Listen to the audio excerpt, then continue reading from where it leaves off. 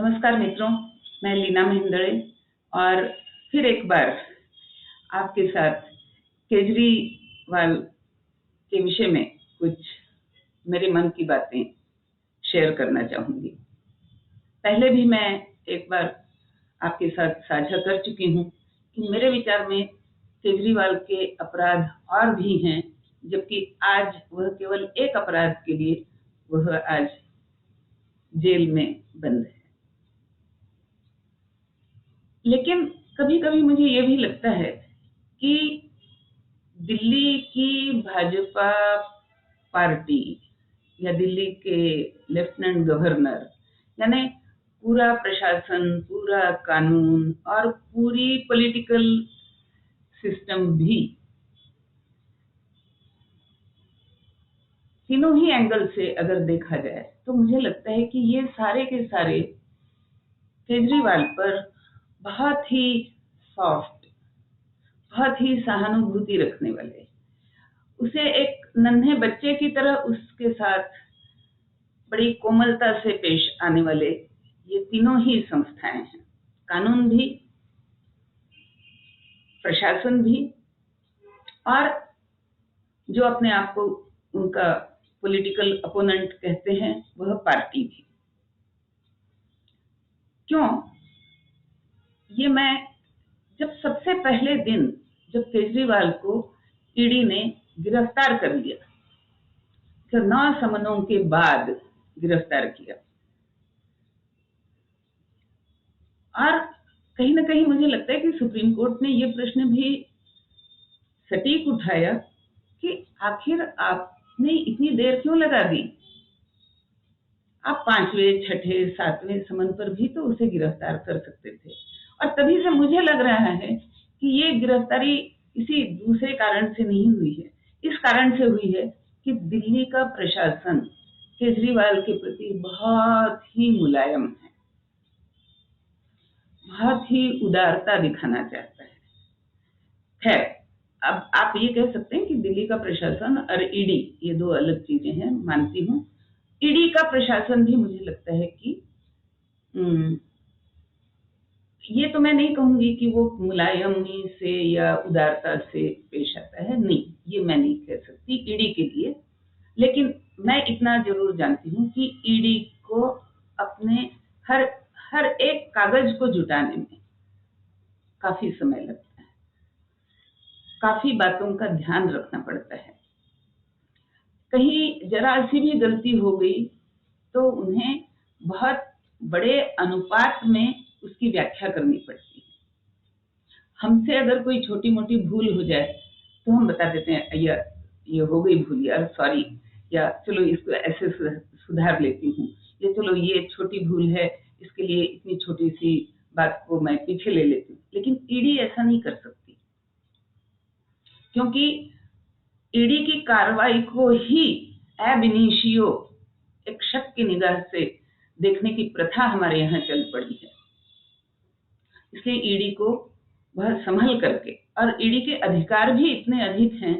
कि अगर ईडी संभल करके अपने अधिकारों का उपयोग नहीं करेगी तो वह भी उसके लिए उचित नहीं है। जब अधिकार अधिक होते हैं तो उनका उपयोग भी उतनी सावधानी से करना पड़ता है, किया जाता है, और ईडी कर रही है। तो ईडी पर मैं ये दोष नहीं दूंगी कि वो कोमलता की या मुलायम होकर के वो केजरी को इतनी छूट दे रही थी, ये मैं नहीं कहूंगी। मैं ये मानती हूँ कि उन्हें अपने कागज जुटाने में उनके पास जो सबूत हैं, तथ्य हैं, उन तथ्यों को 2 बार 4 बार अन्य तरीके से उन तथ्यों की परख करना, उन तथ्यों के प्रमाण को बार बार जांच लेना, ये उनके कार्य पद्धति में आवश्यक होता है, इसलिए यह देर लगी है। और ईडी ने तो स्वयं भी कहा है, अगर पहले ही समन पर केजरी आ जाता और अपना बयान दे देता तो ईडी को इतना समय नहीं लगता। हर बार ईडी उसके पत्र का या उसने जो मुद्दा उठाया है, मुझे इलेक्शन में जाना है, मुझे नहाने जाना है, वगैरह वगैरह, उसका सम्मान करते हुए अच्छा चल ले ले तू और 4 दिन, अच्छा चल ले ले तू और 1 महीना, इस तरह से। और ये ईडी की कार्य पद्धति है, ऐसा नहीं कि ये केजरी के साथ किया गया है, ये सबके साथ, सबको वो इस तरह की ढील या चलो तुम्हारे कन्वीनियंस की भी हम थोड़ी इज्जत करते हैं, इस प्रकार वो करते हैं। तो ईडी पे मैं ये दोष नहीं लगाऊंगी, लेकिन हाँ, प्रशासन, दिल्ली का लेफ्टिनेंट गवर्नर जो जो कि दिल्ली के पूरे प्रशासन का एक सिंबल है, उनसे ये अपेक्षा जरूर थी कि जब केजरीवाल को जेल की सजा हुई, जेल में भेजा गया और कोर्ट ने रिमांड दे दी ईडी के पास और 48 घंटे बीत चुके, तो प्रशासन में क्या होता है, और जो मुझे लगता है कि बिल्कुल उचित है, यही होना भी चाहिए, कि जब किसी व्यक्ति को किसी भी आरोप में पुलिस 48 घंटे तक हिरासत में रखती है, तो उसका जो वरिष्ठ अधिकारी होता है उससे ये अपेक्षा की जाती है कि ऐसे 48 घंटे तक जेल में रहे व्यक्ति को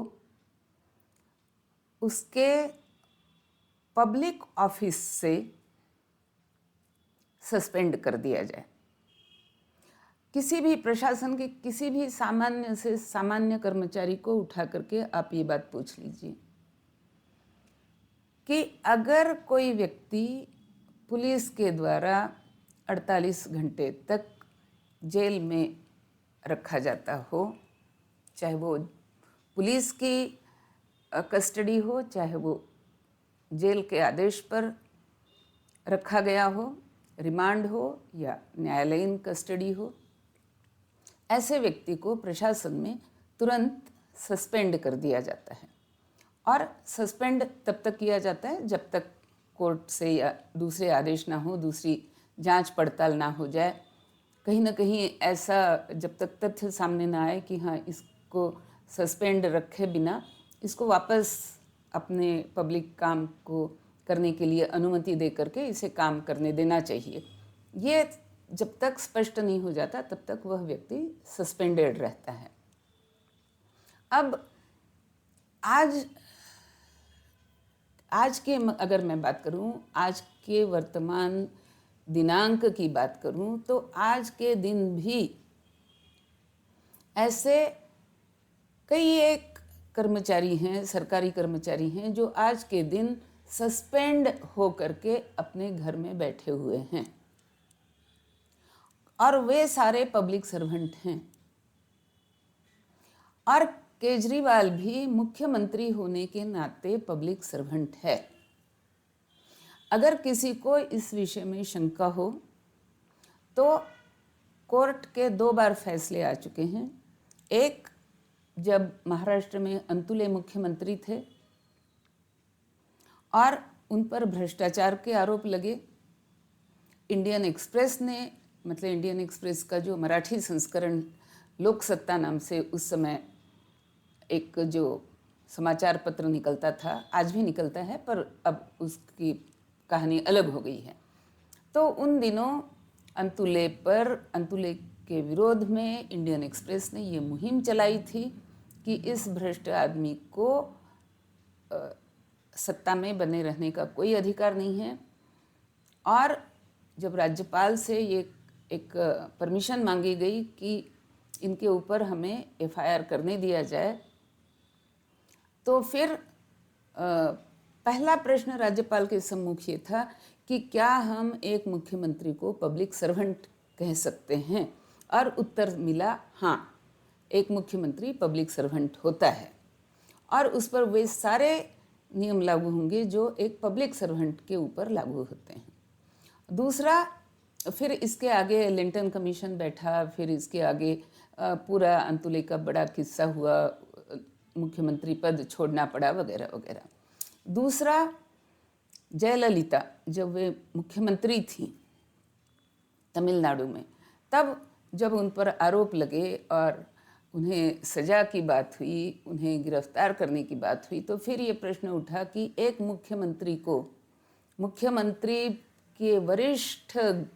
महिमामय पद पर आसीन व्यक्ति को क्या पुलिस पकड़ सकती है? क्या वह पब्लिक सर्वेंट है? और सुप्रीम कोर्ट ने इसका उत्तर दिया था कि हाँ, जयललिता जब तक मुख्यमंत्री है तब तक वह पब्लिक सर्वेंट है और उस पर वो सारे नियम लागू होंगे जो कि एक पब्लिक सर्वेंट के ऊपर लागू होते हैं। उसी न्याय से केजरीवाल पर भी ये नियम लागू होना चाहिए था कि अगर आप 48 घंटे जेल में हैं तो बात खत्म। अब एक आपके वरिष्ठ प्रशासकीय अधिकारी के नाते मैं दिल्ली का लेफ्टिनेंट गवर्नर आपको सस्पेंड करता हूँ, ये तुरंत किया जा सकता था। लेकिन मैंने पहले भी कहा, मुझे हमेशा से ये लगा कि दिल्ली प्रशासन, दिल्ली पुलिस, दिल्ली का कानून, दिल्ली में बैठे हाई कोर्ट, सुप्रीम कोर्ट और दिल्ली में बैठी भाजपा की पूरी मंडली किसी न किसी कारणवश केजरी के प्रति बहुत ही मुलायम होकर के मुलामियत का बर्ताव करती है। और क्यों करती है, इसका उत्तर तो मैं नहीं बता सकती। मुझे यह आक्षेपार्ह लगता है कि आप एक मुख्यमंत्री के नाते जो पब्लिक सर्वेंट है वो जब जेल चला गया तो आप उसको सस्पेंड क्यों नहीं करते? तो फिर आज जो देश में कई 100 पब्लिक सर्वेंट्स सस्पेंड होकर के घर में बैठे हैं, उन्हें आगे आना चाहिए और उन्हें सुप्रीम कोर्ट में अर्जी लगानी चाहिए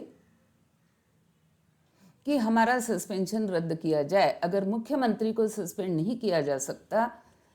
और अगर लेफ्टिनेंट गवर्नर उसे सस्पेंड नहीं करते तो हमें क्यों किया गया सस्पेंड? ये पहली बात। दूसरी बात, मैं क्यों कहती हूँ कि कोर्ट भी बड़ा ही मुलायम रवैया, बड़ा ही सॉफ्ट रवैया रखते हैं, क्योंकि अब इसका क्या मतलब हुआ कि भैया उसे चुनाव में अपनी पार्टी का प्रचार करना है, इसलिए उसे छोड़ने में कोई मतलब, कुछ दिन के लिए ही सही, लेकिन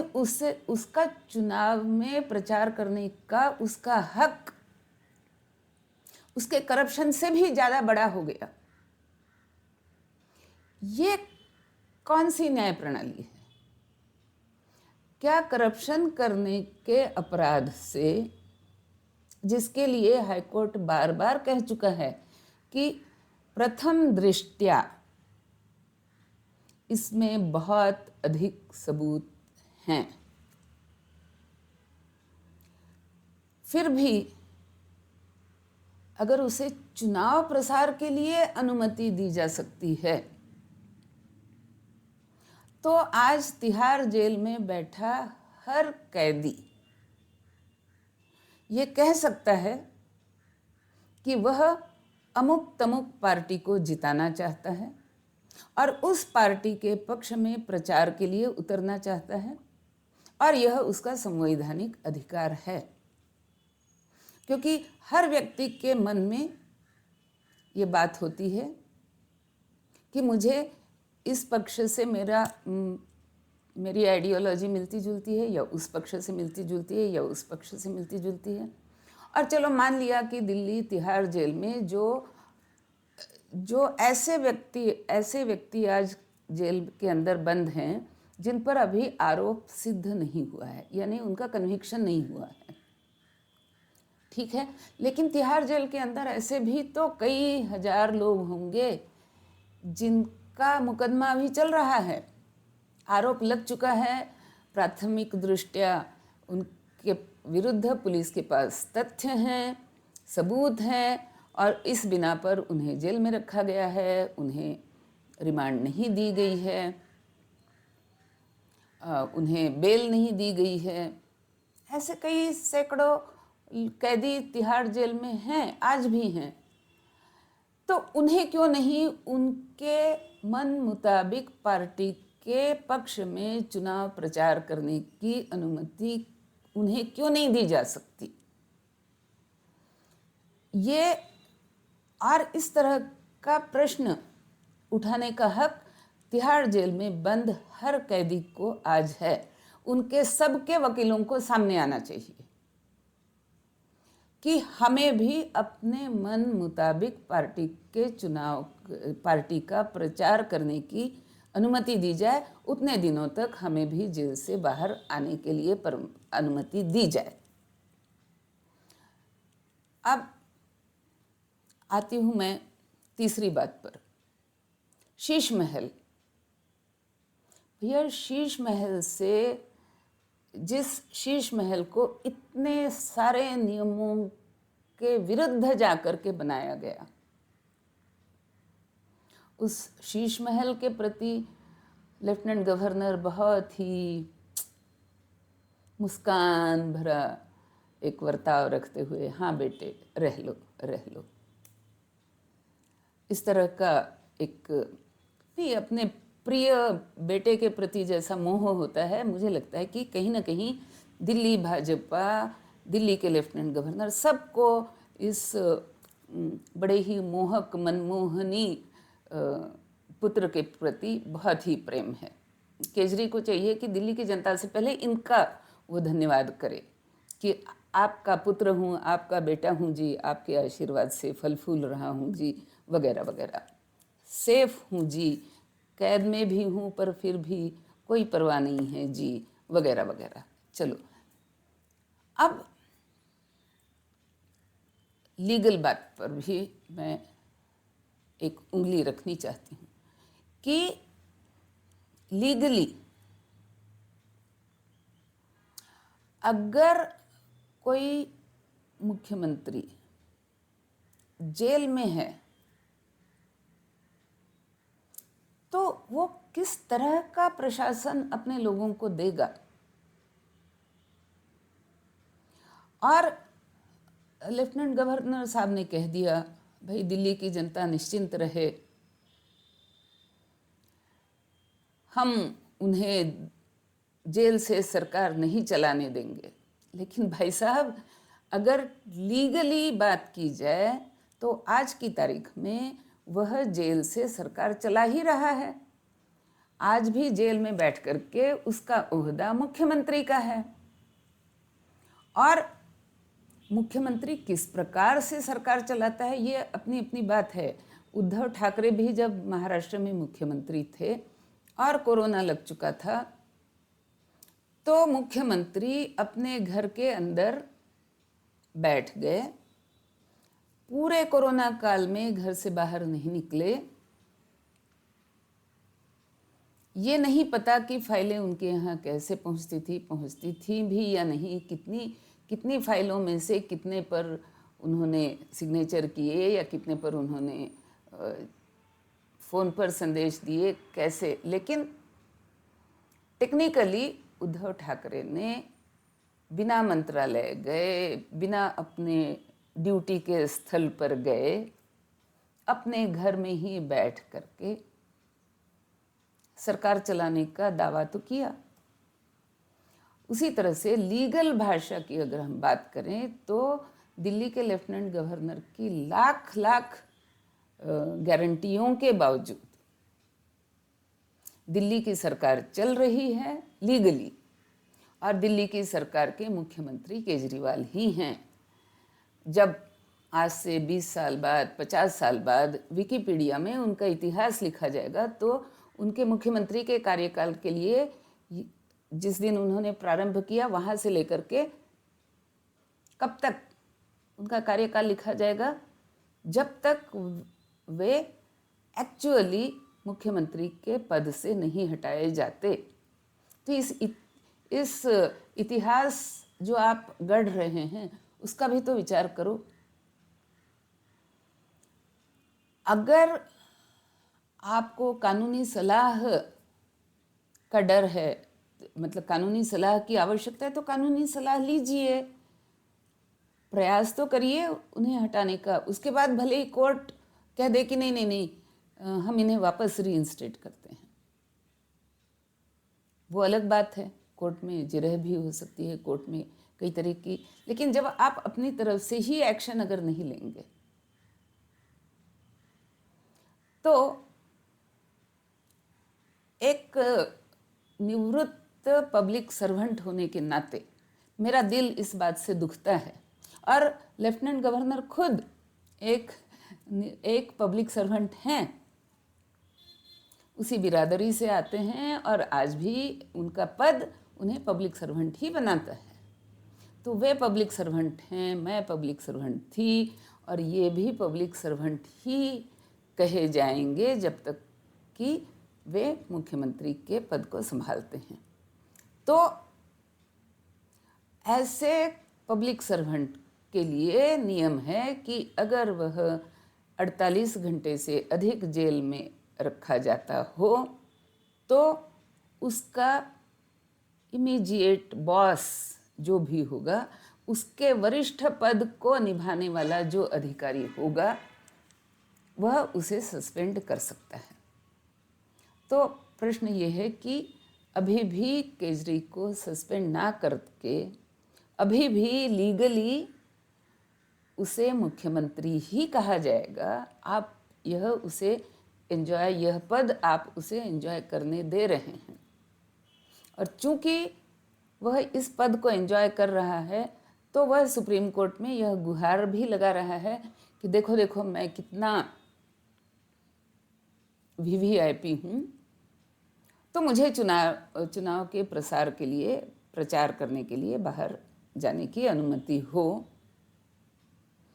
तो यहाँ पर कानून को भी सोचना पड़ेगा कि वह चाहे वीवीआईपी हो और उसी तिहाड़ जेल में बंद ऐसा एक व्यक्ति जिस पे अभी आरोप सिद्ध नहीं हुआ है लेकिन वह जेल में है, ऐसे व्यक्ति को भी भले ही वह वीवीआईपी ना हो, कानून की दृष्टि में सभी समान हैं। इसको हम घुट्टी की तरह घिस घिस करके हमें पिलाया जाता है। तो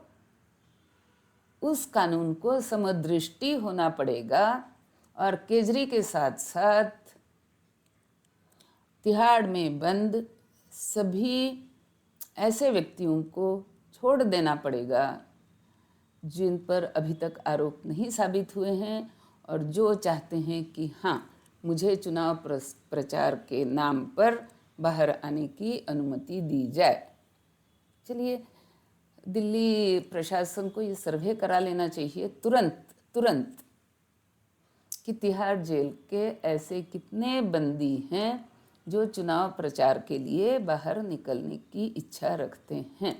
और उनकी इच्छा का सम्मान भी किया जाए अगर केजरी के साथ साथ।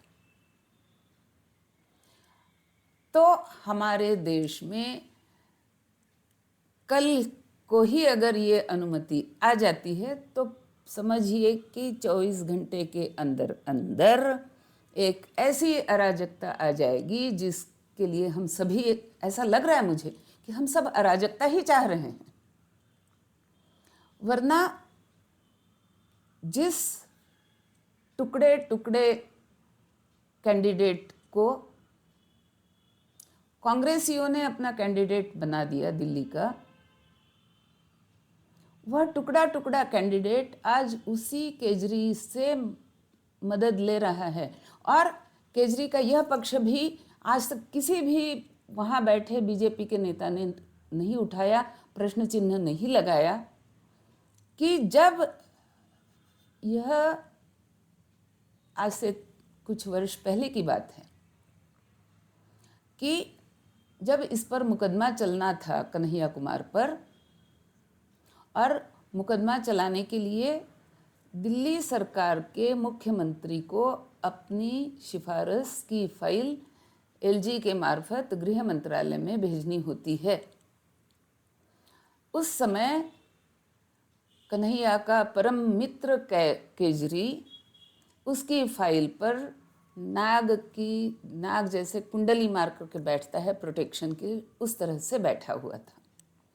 और यह फाइल रिलीज कब हुई दिल्ली के मुख्यमंत्री कार्यालय से, मैं आपको याद दिलाना चाहती हूँ कि जिस समय हैदराबाद में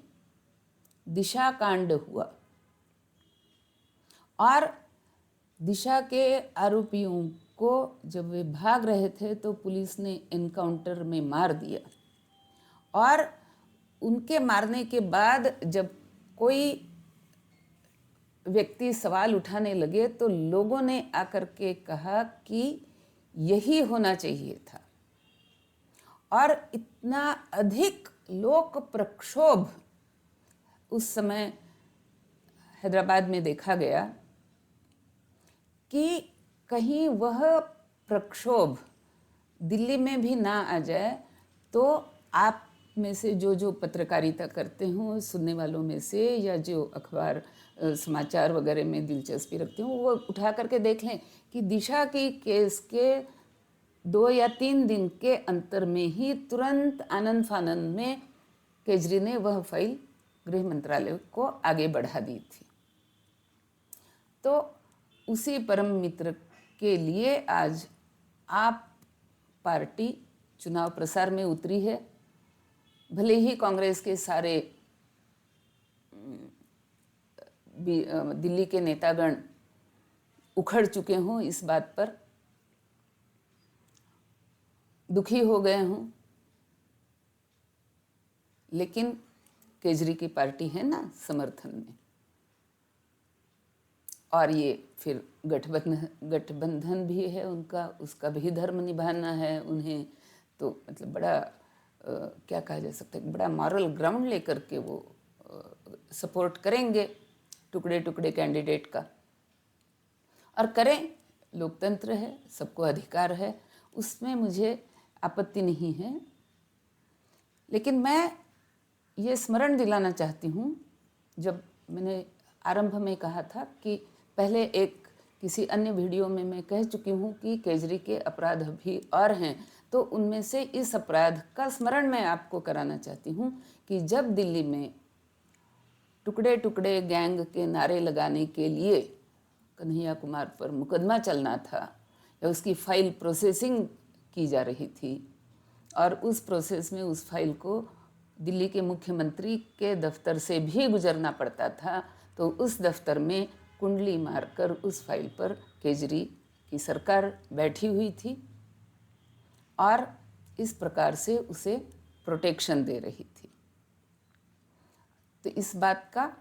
स्मरण मैं केवल दिला रही हूँ, क्योंकि बहुतों के मन से या उनके स्मृति से ये बात शायद उतर चुकी हो। तो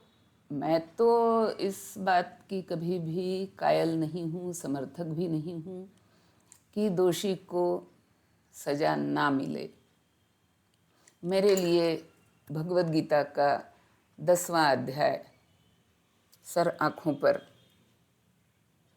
कि दंडो दमयताम अस्मि, भगवान कहते हैं जो दंड देने की जिनके ऊपर जिम्मेदारी है, न्यायपूर्वक शासन करने की जिन पर जिम्मेदारी है, उन्हें दंड देने की विधि, विधान और सक्षमता होनी चाहिए। अगर है तो मैं विभूति रूप में वहाँ विद्यमान हूँ। उस भगवान को मैं देखना चाहती हूँ दिल्ली में। बस इतना ही कहना है। नमस्ते, वंदे मातरम।